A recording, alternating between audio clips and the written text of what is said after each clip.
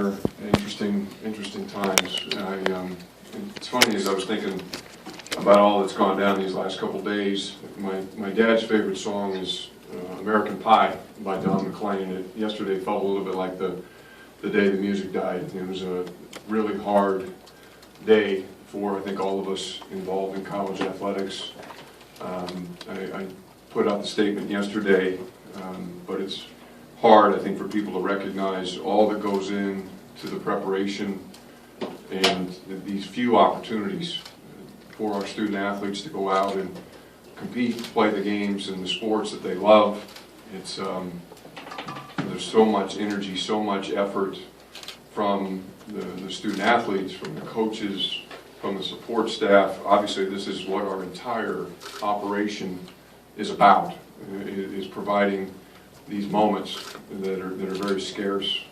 And when I meet with the freshmen at the beginning of every year, I tell them that this thing is fleeting. It passes in the blink of an eye.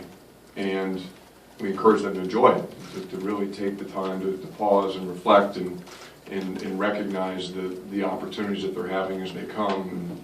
And, yesterday, we found ourselves in a position where we, for a certain segment of our student athletes, took a significant piece of that window away. And you know, occasionally, it's every once in a while, those of us involved in this every day, you know, we spend a big part of our life treating these contests as the most important thing that we have, and we put a lot of energy and a lot of effort into building competitive, successful programs. But every once in a while something happens that helps to bring everything into focus. And we've had a few of those events happen here over the last several months. We had the passing of my friend Robert Archibald. Of course, we had the passing of our NBA legend Kobe Bryant. And then certainly, as this coronavirus situation has continued to develop, it can't help but bring everything into focus in terms of where sports fits into the bigger picture. And at the same time, I think that it's also been a really empowering reminder of the reach and breadth of sports and of the great service that I think we provide to society. And it's helped to remind people about the power of relationships, about the power of these games to bring people together, to create a sense of community.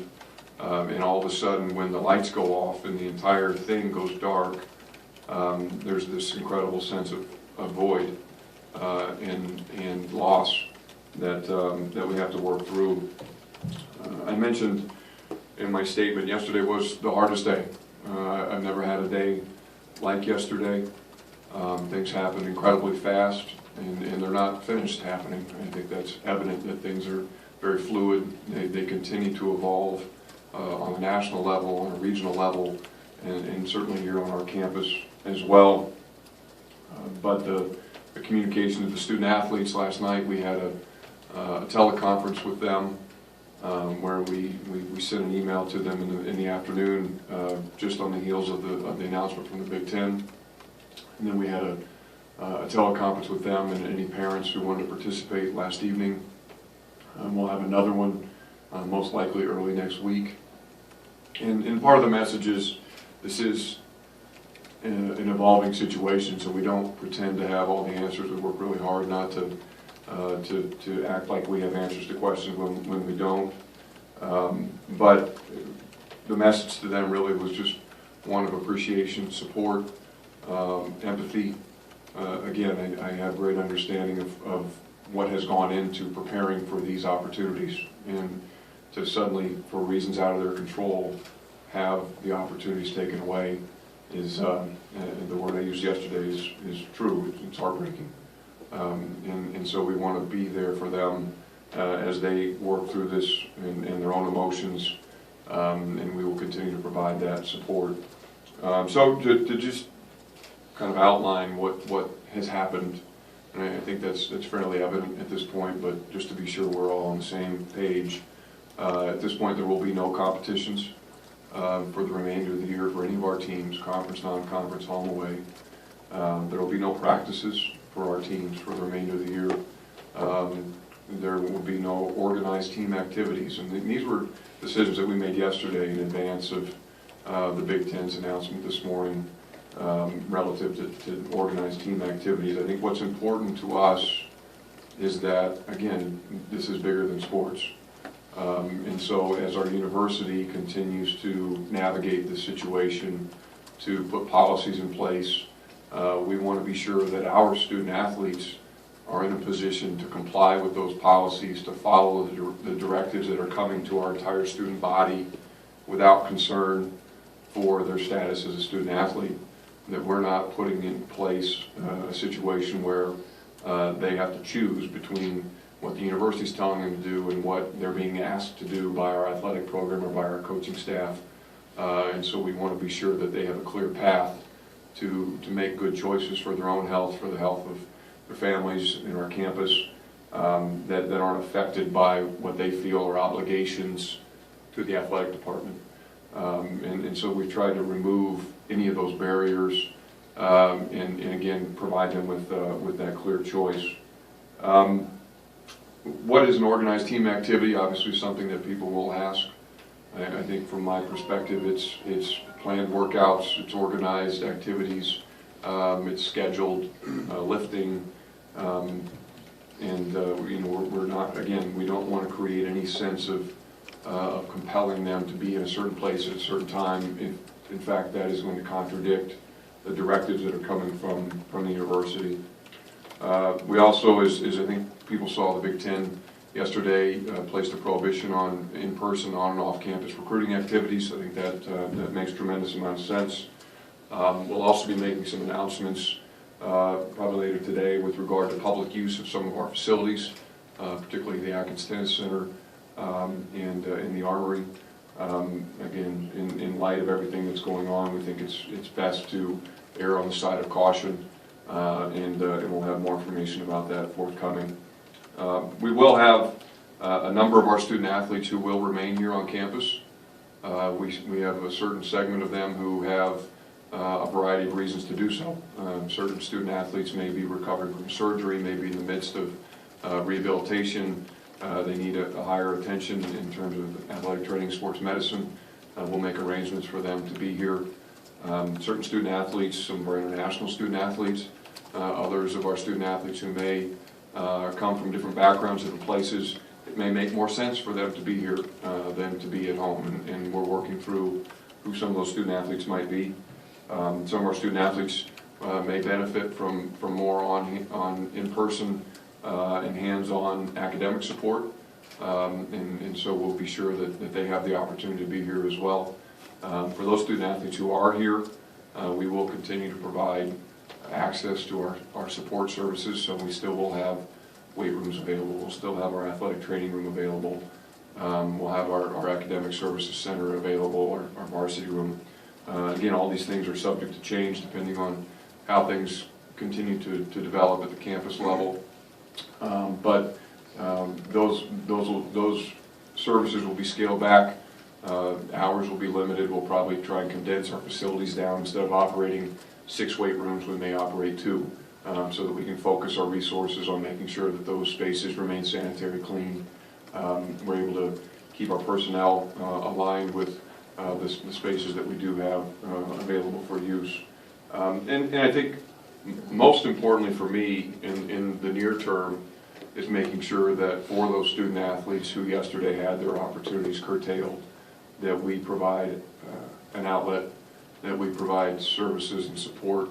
Again, I think for people who haven't been in the arena, so to speak, understanding the emotion that goes with these decisions, and suddenly having something so abruptly taken away after you've spent literally the bulk of your life trying to get to that place is difficult. And so we want to be sure that whether it's our coaches, our sports medicine professionals, our mental health professionals, our administrative staff, that we are there and available to answer questions and help the young men and women in our program grapple with this new reality as we work through the end of the spring.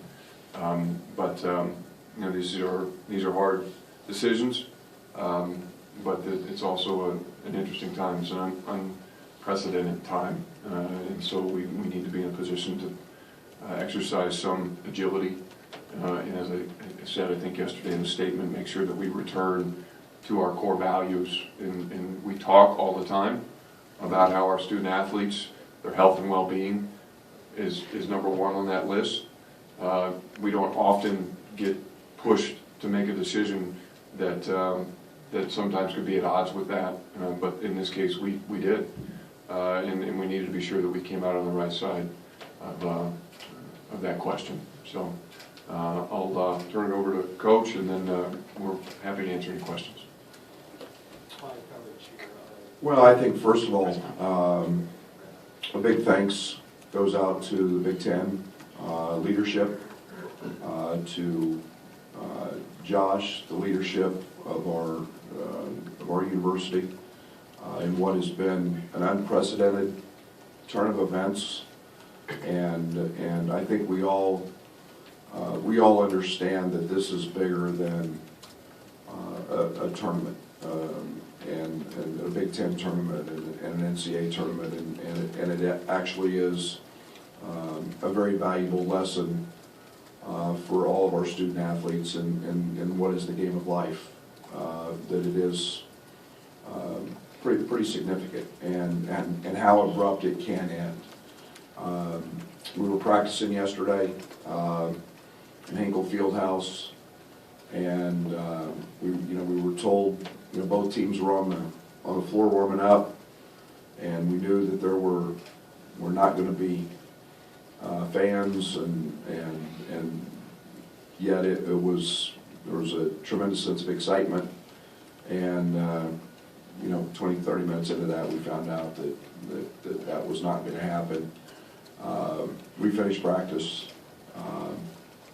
showered, came home, and then had probably one of the more difficult conversations I've ever had to have with the team,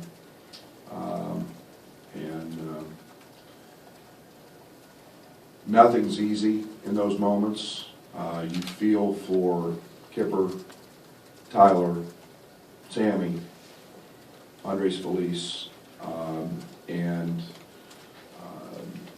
we were an NCAA tournament team, and there was no doubt about that. And you can put an asterisk by it, you can put whatever you want. I think it's the first time since 1938 there won't be a national champion. I said it after the last game here, my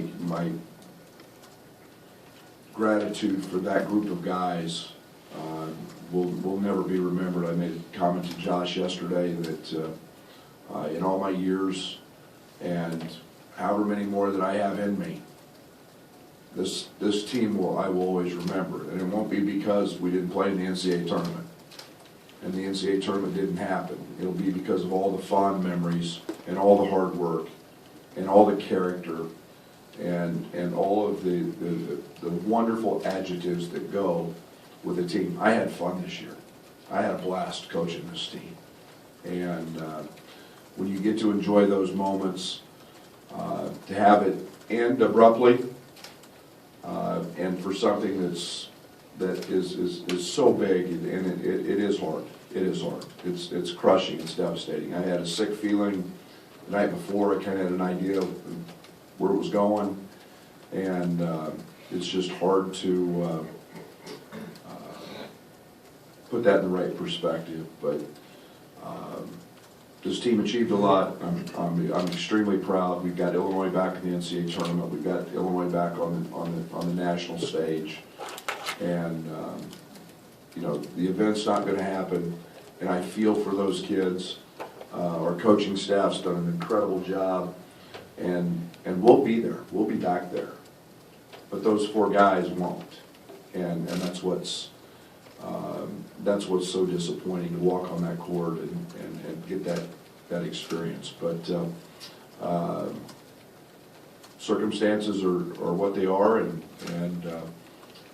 we'll continue to grow this program and and keep working. And in the meantime, I'm going to have nothing but incredibly fond memories of this season. And I can't wait to just sit back and really dig into all the positives that have happened in this season. So to that, I'll open it up. Before we do questions, I'll piggyback on one thing that Coach said. I would be remiss if I didn't also mention how fortunate I think we all feel to be involved with the leadership that we have, and whether we're talking about the campus, the conference, the NCAA, and how grateful I am to our coaching staff. I met yesterday with our entire coaching staff, and then our group of staff members over in DIA as well. We've had sort of non-stop meetings here over the last 36 hours as we think about the implications of this decision for our entire operation, but in particular for our student athletes. And we have a really talented, dedicated group that has put their hearts out here over the last couple days, and really grateful to them for the long hours and the good work that they're doing. Josh, Kevin Warren said yesterday that he met with all 14 athletic directors about what to do regarding the tournament. What were those meetings like, and what was the feeling when he was meeting with you guys? Yeah, we've had a series of meetings. So we had a pre-planned meeting over in Indianapolis on Wednesday afternoon, starting at, I think, at 1 o'clock Eastern time. And we arrived with a certain agenda, and I don't know that we really even got into the agenda at all. The virus conversation, of course, dominated the day. And then since then, we've had a series of conference calls. We had another one this morning. I expect we're going to have actually daily conference calls here for the next week or 10 days as we continue to watch this unfold and react accordingly. I'm unbelievably impressed with Kevin's leadership. I mean, talk about getting thrown into the fire. All of a sudden, here he is, just a couple months on the job, and we're dealing with something that none of us have ever seen in our lifetime.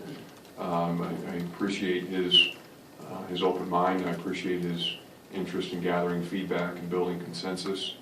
And I'm really proud to be a member of this conference and to be associated with the other athletic directors, the faculty representatives, our senior women administrators. Everybody has had a voice in this, our presidents and chancellors. I think we have, as much as any league in the country, I think we have a really strong sense of identity and a good comfort level with who we are, and we allow that to drive these hard decisions. And it's been a very collaborative process, and again, been incredibly impressed with everybody who's had a voice in it. Josh, obviously one of the issues that has arisen is what to do with the seniors that have, had their spring seasons taken away, with the winter sports as well. Would this institution advocate for them to apply for a waiver to have their season back, or a redshirt situation? Have you thought about that? Have you had meetings about those situations? We've just started to think through some of those things.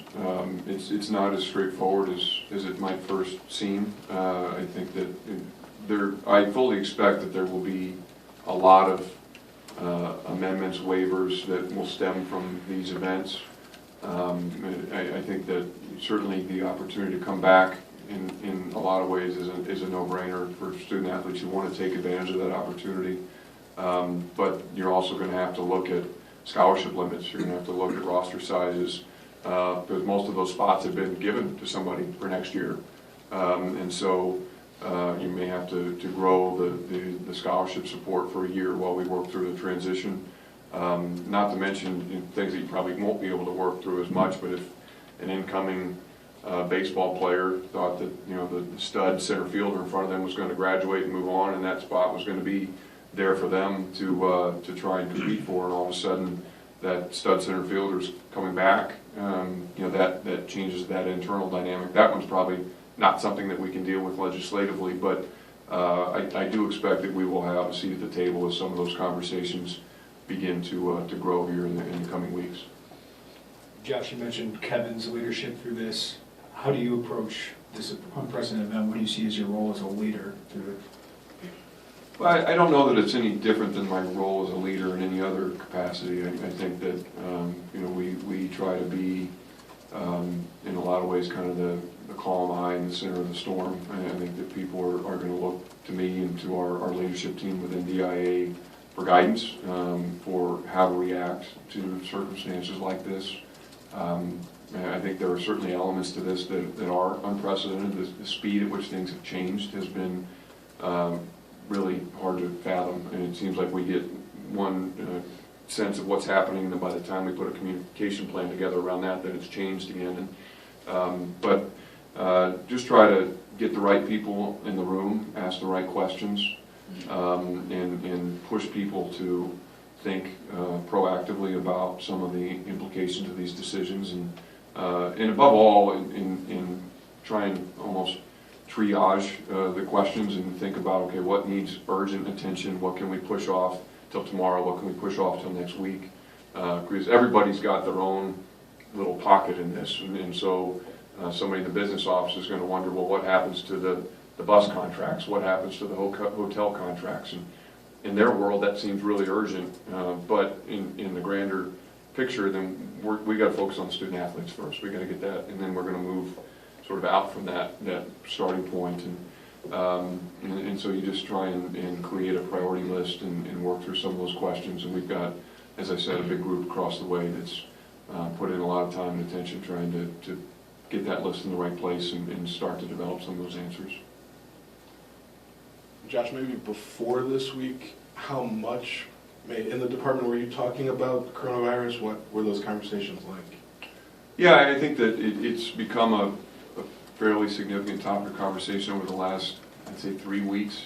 You know, we started to really pay attention as it was starting to gain more national attention, and as the university started to focus more and more on it. So we were starting to think through some contingency plans. Certainly we had done a lot of the things that you would expect in terms of encouraging our student athletes to be mindful of physical contact and their cleanliness habits and the like. But you know, obviously it's ratcheted up fairly significantly here over the last week in particular. I don't know that any of us anticipated that it would get to this place. But once it started to move this direction, I felt like, as I left the meetings in Indianapolis on Wednesday, I felt like this was almost the inevitable conclusion of where it might go. Brad, we think of Selection Sunday as part of the experience. You said you guys are an NCAA tournament team. There's other teams in the Big Ten. Penn State and Rutgers were just getting back for the first time in a long time. Do you think that there would be value still to hear your name called? Would that be something that would mean something to you guys, even though there's not going to be a tournament? Well, there's not going to be a selection show, and you know, it's one of the great emotions that take place is hearing your name called, and that sense of accomplishment that you have, and I don't think there was any doubt. You know, we weren't a bubble team. We weren't. You know, we were in. You know, I think that you know, all the talk, you know, for us was about, you know, can we move up a line? Can we move up 2 lines? What, you know, what happens? That's what the Big Ten tournament, how it was going to impact us. So I'm disappointed for our guys that they don't get to hear their name. That's pretty special. It's one of the great memories. But I also understand the ramifications of automatic qualifiers and who do you pick and how difficult that could be. But we'll wait till next year. Josh, when you think back on this past year of Illinois athletics, just how do you put it all into context? What was this past year just meant to Illinois athletics as a whole? It's been the year that we needed it to be. I think that this was the year, as I've said in different settings, where when we got here in early 2016, if you'd said, okay, when do you expect to turn the corner?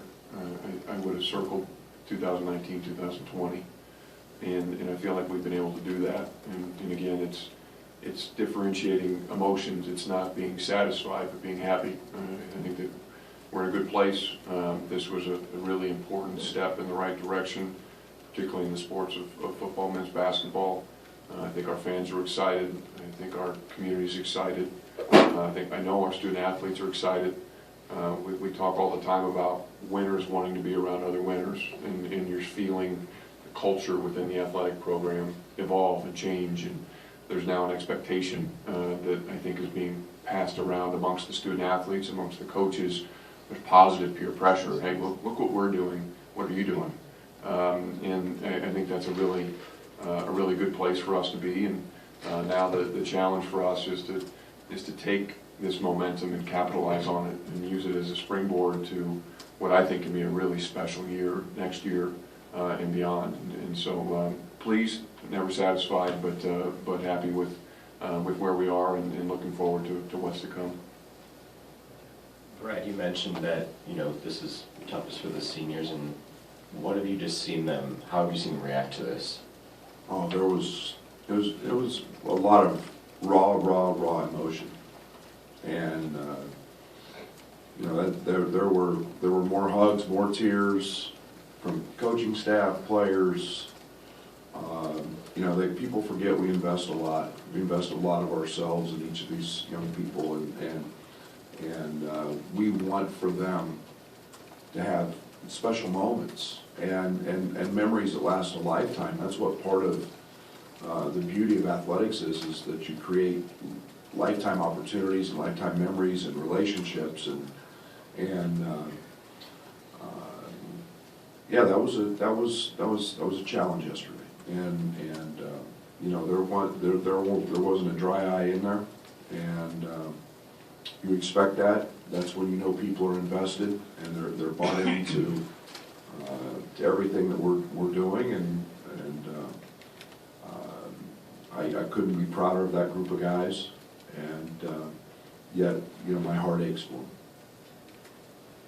Josh, obviously tough for those basketball seniors that don't get their postseason. For the baseball and softball team, have you gotten a chance to address maybe those seniors that kind of see their season end before it really started? Just in the context of the overall student-athlete communications, we haven't had a chance to sit down individual teams yet, but I anticipate that we will have that opportunity as the weeks go on here. We'll see again as the university issues its various directives, what those opportunities look like, whether they're in person or they're virtual. But again, we have great understanding and empathy for what this means for a lot of our seniors, and we want to be sure that we're looking at, and we've tasked some of our group across the street with thinking about ways, and they're not going to be great.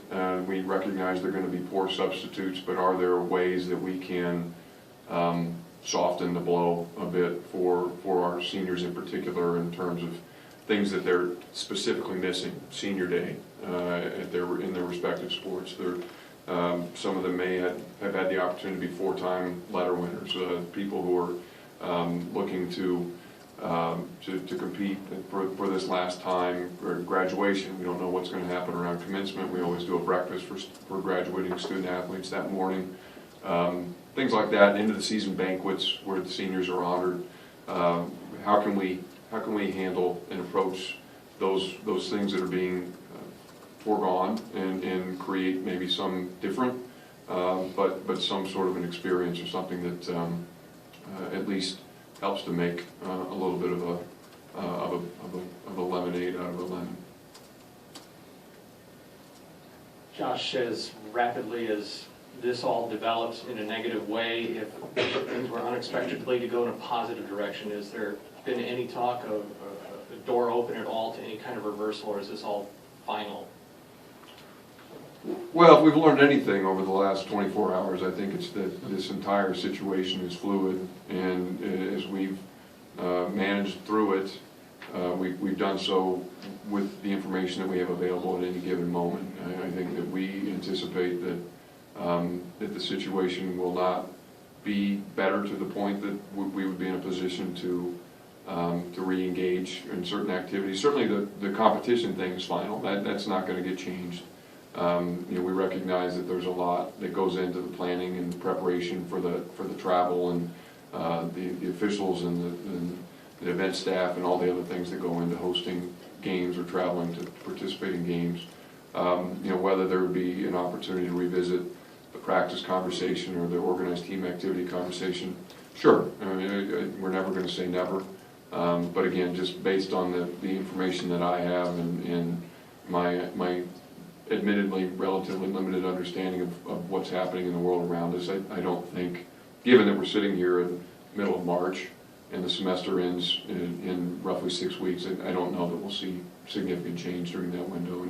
And we'd be having, I think, a very different conversation if this was all happening in September. But the reality is we're so close to the end of the school year already that in my mind it made sense to go ahead and take the full bite. Brad, Mark Pugh was on ESPN Live when they canceled the tournament. His first words were disappointed. He thought a postponement might have been better. Where were your thoughts? What camp were you in on that? Yeah, I actually spoke with Mark. I mean, I think we were all trying to avoid finality, and cancel is final. Yet,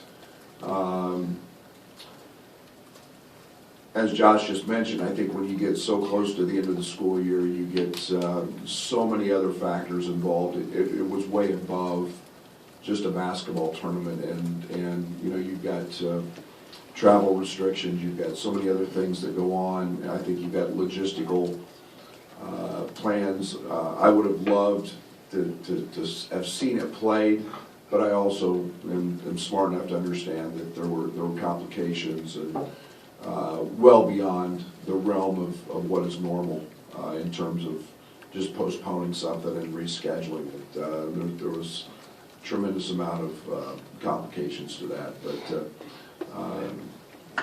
you know, you're disappointed that it is final, it's over, we're not going to play it, but you fully understand the path with which it had to be that way.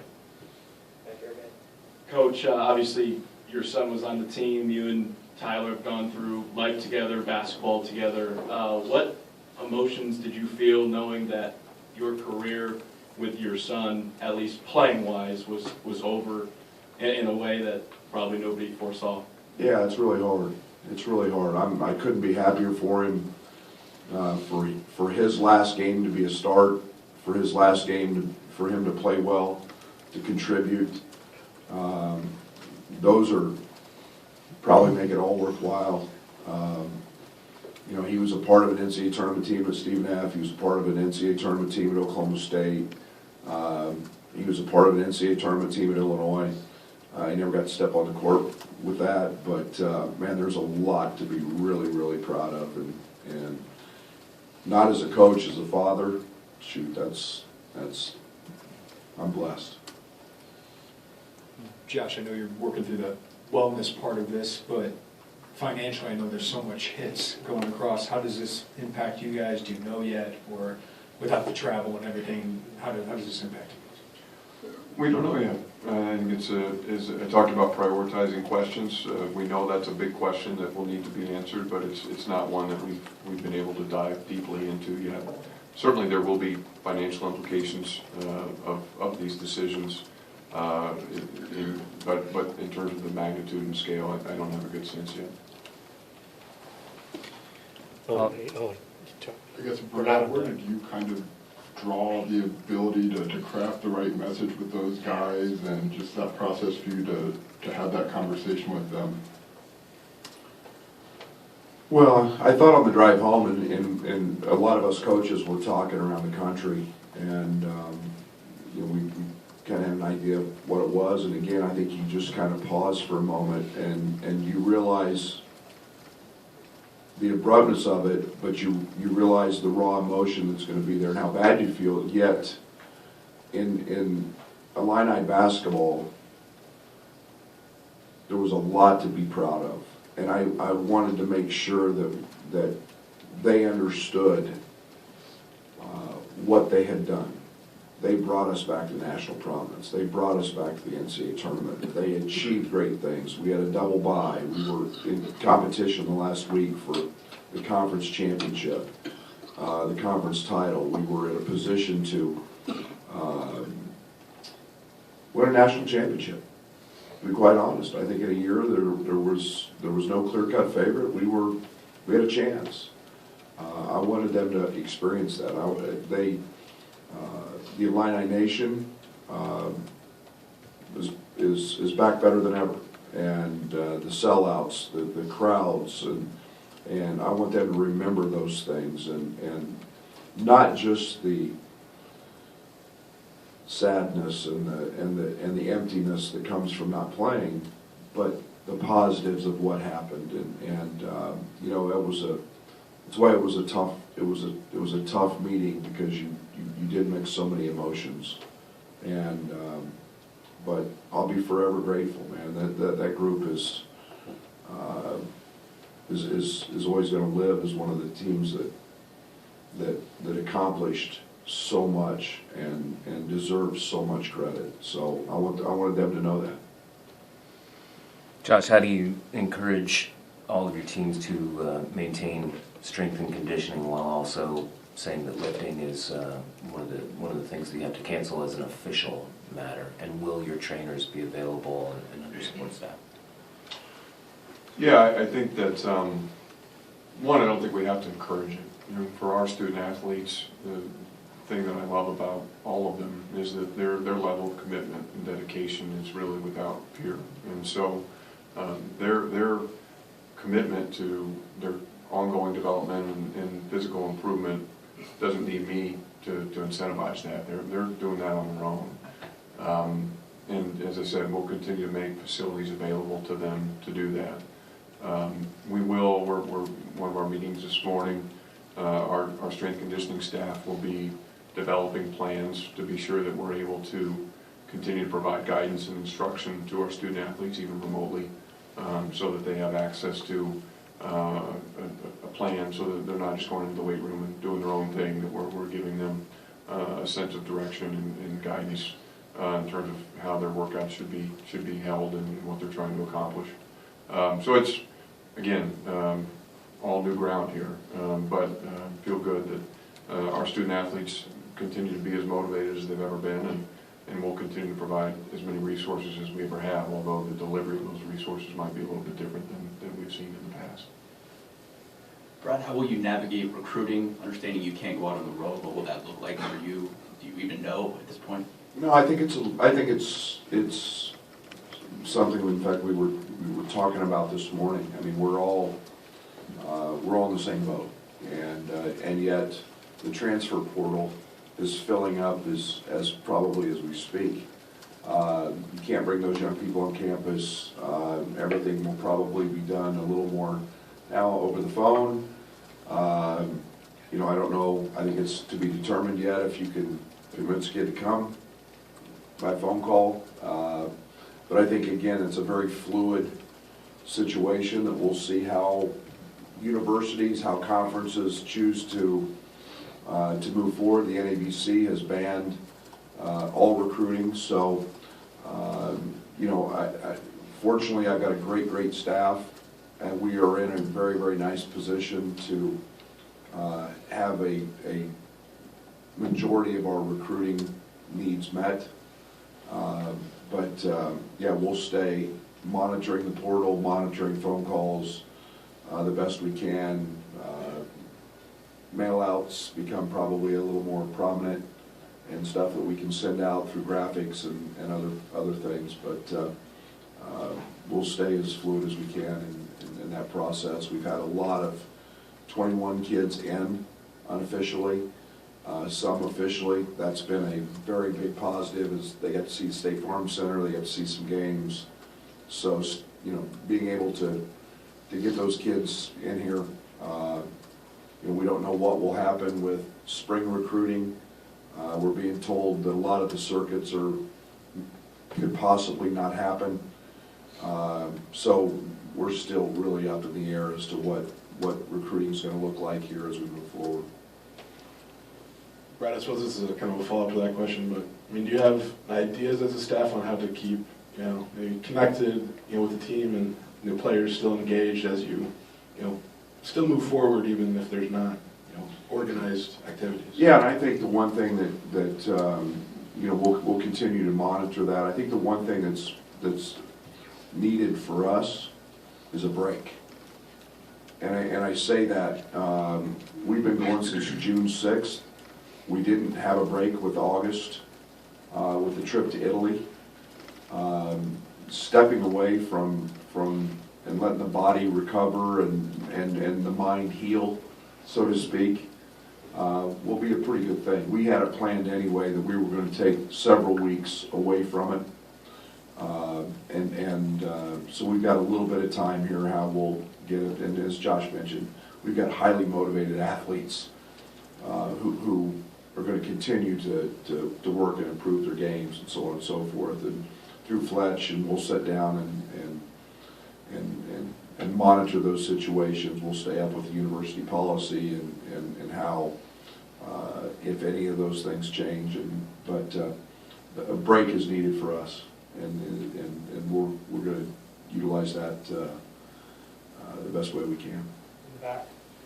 Josh, have there been any signs of sickness or any testing or need to be testing in the department? We haven't had anything, no.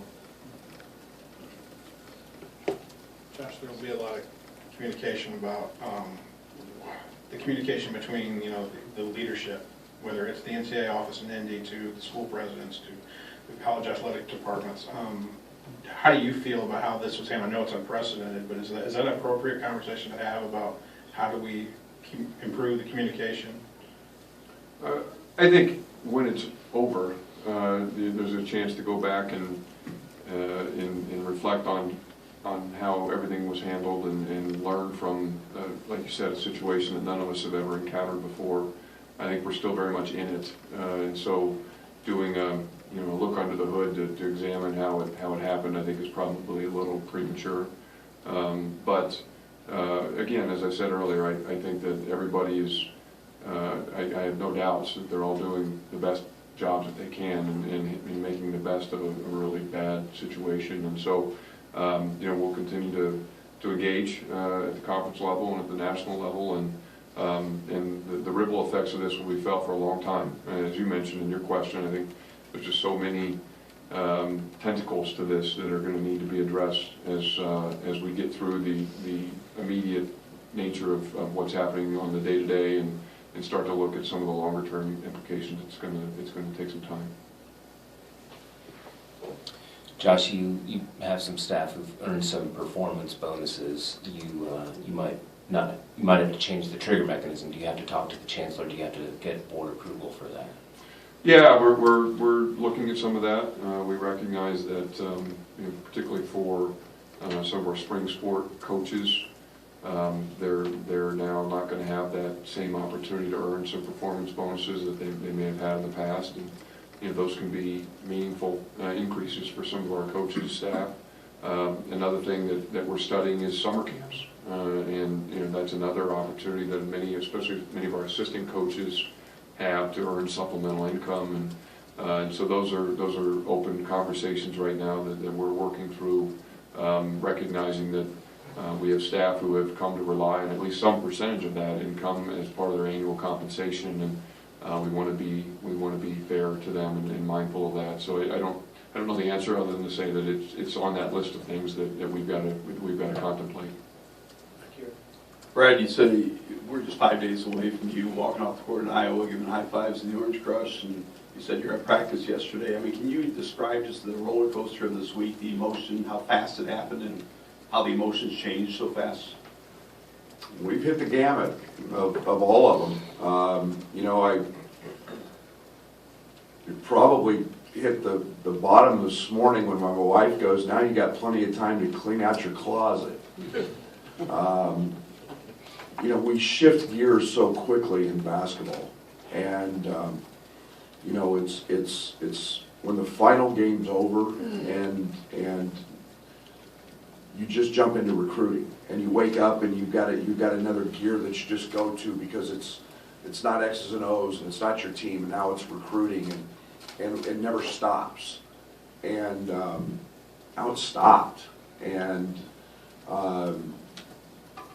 winning the last game, winning against Iowa, getting the double bye, we were all ecstatic. That was something that meant a lot, and then for me personally, to have Tyler out there, to have this group of seniors out there. I mean, I was I was so happy for them. And, you know, and I'll be real, you know, having my contract extended was extremely important and very, very pleasing. And that emotion was a part of it. Man, when you're in a place you love and when it's the cliche, you don't mess with happy, you are happy. And yet, I don't think we ever lose the, or I don't anyway, understanding of why I got into this business and this profession, and that's to help young people grow and to see that. I mean, I had a pit in my stomach when we got to Indy and saw what was happening, and then when you're out there practicing, and if you knew how good yesterday's practice was, Derek said back there nodding, I mean, we were off the chart. And you're sitting there halfway through and you find out that they pulled the teams and you know it's over. And you just know where it's gonna go. And it's raw emotion. I don't know how to explain it.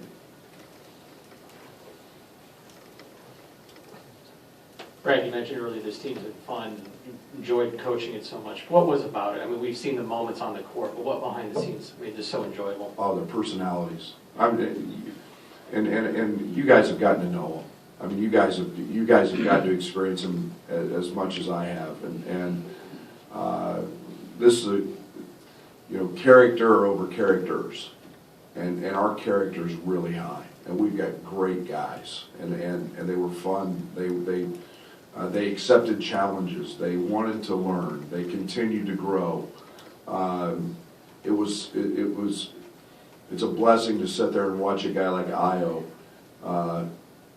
get better, and Andres Felice dive on the floor for a loose ball, and to see Io, who didn't do that at one point in his career, now he's doing it 4 times in a game to win, and the understanding and the development of what it takes to win when they didn't last year.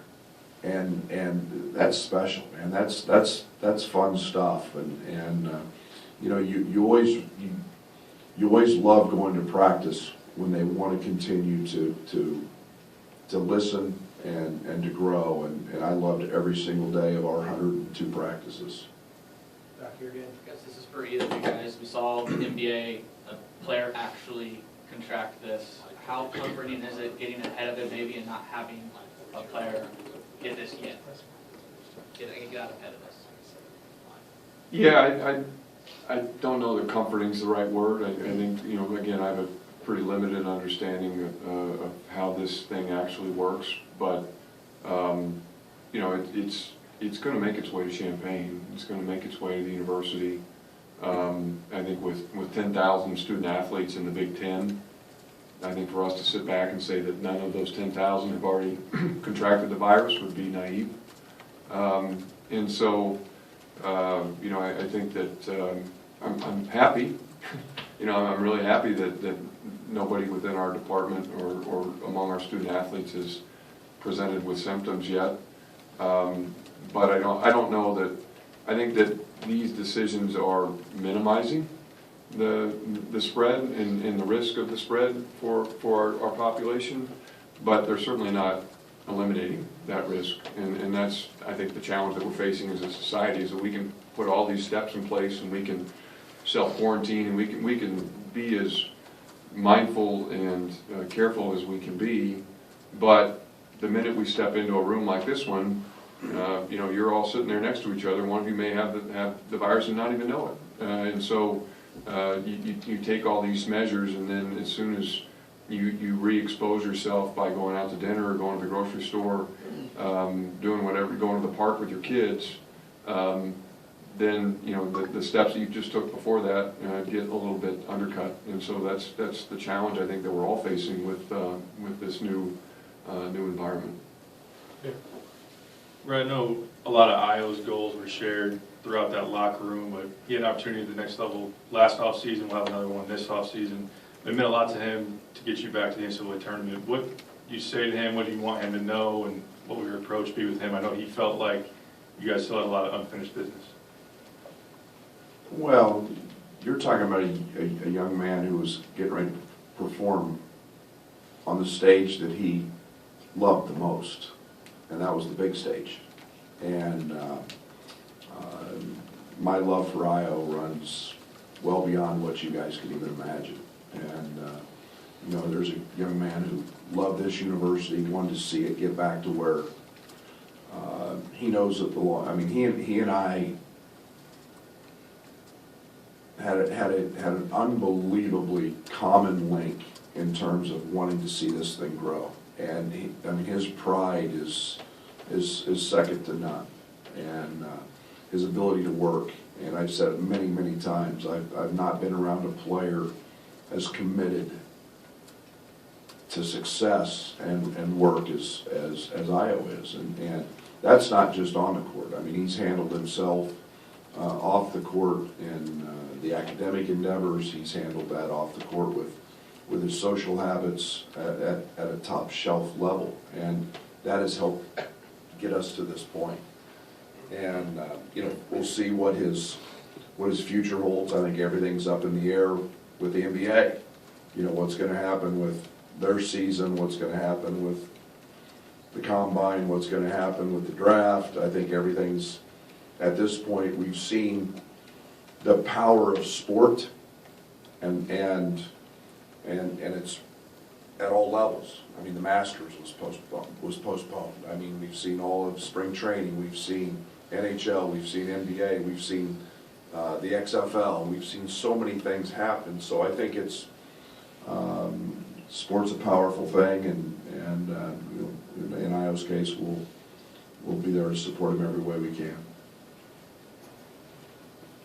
Joshua, the services you said that would still be available for student athletes. Is counseling a part of that, maybe for senior athletes who just had maybe their life as a college athlete end unexpectedly?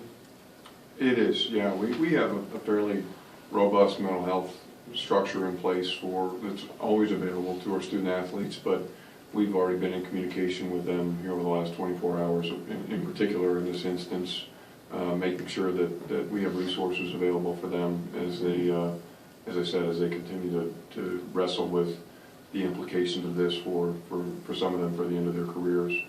And that can come in a lot of different forms. Certainly our coaches, our athletic trainers, our academic counselors, there are a lot of people who form really close relationships with our student athletes, and so they'll be surrounding them and making sure that they're available. But then also training professionals as well will be a part of those resources. Anything else for the two guys up here? All right, thank you, everybody. Thank you, everybody. Thank you.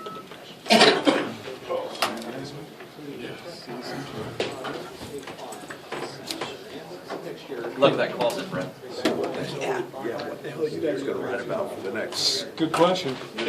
Clicks are going to go down. Clicks will go down. Show. What the hell do I talk about? Let's see, if you need anything on landscaping, I'm available. Well, I think both of us had time. Apparently closet design too. I mean, if you need anything on closet organization, I'm in. All right. If you need anything on how to organize a garage, I'm in. I told my wife, I'm like, thank you very much. I'm hating that divorce. Being around some love folks.